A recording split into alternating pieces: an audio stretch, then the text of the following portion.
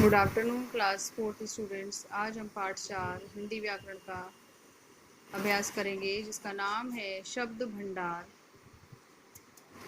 और शब्द भंडार में आपको देखिए बताना चाहती हूँ मैं कौन कौन से शब्द हैं जो आपको याद करने होते हैं, जिन्हें हम पढ़ते हैं। पर्यायवाची शब्द होते हैं।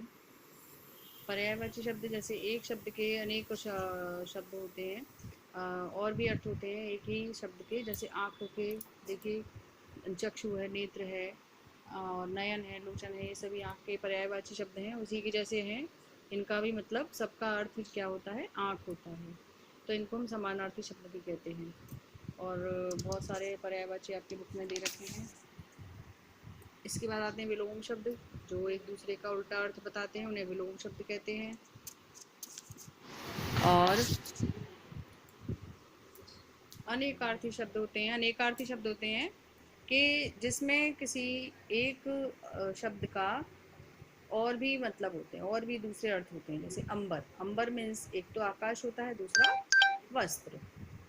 अर्थ, अर्थ का एक तो होता है धन, प्रयोजन या मतलब, तो इनको हम कहते हैं अनेकार्थी शब्द। अब वाक्यांश, जैसे अभी देखिए, जो दूसरों के अधीन हो, पराधीन, इतने सारे शब्दों के लिए हमने एक छोटा सा शब्द प्रयोग किया, पराधीन, तो हम कहते हैं इसको वाक्यांश। जल में रहने वाला जलचर, जो देखने योग्य हो दर्शनीय, तो ये इनको हम कहते हैं वाक्यांश। बहुत सारे शब्दों के लिए हम जब हम एक ही शब्द का प्रयोग करते हैं। आइए हम पाठ को दोहराते हैं अभी। एक जैसे अर्थ देने वाले अलग अलग शब्द एक दूसरे के समानार्थी या पर्यायवाची शब्द कहलाते हैं। एक दूसरे के विपरीत अर्थ देने वाले शब्द विपरीतार्थक या विलोम शब्द कहलाते हैं।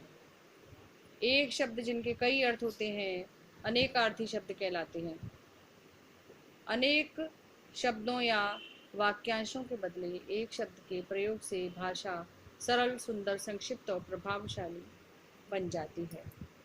इस तरीके से ये आपके पाठ का सारांश है, और इसको आप एक बार पाठ अच्छे से पढ़ लोगे तो आपको पाठ के प्रश्न उत्तर अभ्यास कार्य बहुत अच्छे से याद हो जाएंगे। पहला अभ्यास कार्य आपका देखो, सही का निशान लगाइए। समान अर्थ देने वाले शब्द क्या कहलाते हैं, पर्यायवाची शब्द। विपरीत अर्थ देने वाले शब्द क्या कहलाते हैं, विलोम शब्द। अनेकार्थी शब्द के कितने अर्थ होते हैं, कई। वाक्यांश के स्थान पर एक शब्द के प्रयोग से भाषा क्या बन जाती है, प्रभावशाली। दो दो पर्यायवाची शब्द लिखिए। घोड़ा, घोड़ा का पर्यायवाची क्या होता है, तुरंग। अश्व, मतलब हम घोड़े को तुरंग भी कहते हैं और अश्व भी कहते हैं। राजा, राजा का पर्यायवाची नृप, नरेश। पानी का पर्यायवाची जल, नीर। गुरु का पर्यायवाची शिक्षक, अध्यापक। अब ये देखिए विलोम शब्द बताने आपको। ये जो शब्द हैं, हमें हिंसा छोड़कर अहिंसा का मार्ग अपनाना चाहिए। जब ज्ञान होता है तो अज्ञान दूर हो जाता है। मौखिक का पर्यायवाची लिखित, असत्य का पर्यायवाची सत्य। अब इसके बाद आते हैं आपके अलग एक ही शब्द के अलग अलग अर्थ जो होते हैं। सर मीन्स सिर और संबोधन। हार, हार का मीन्स पराजय भी होता है और माला भी होता है। द्विज, द्विज मीन्स दो भी होता है और बड़ा भी होता है। अक्ष, अक्ष मीन्स आंख भी होता है और रथ की धुरी भी होता है।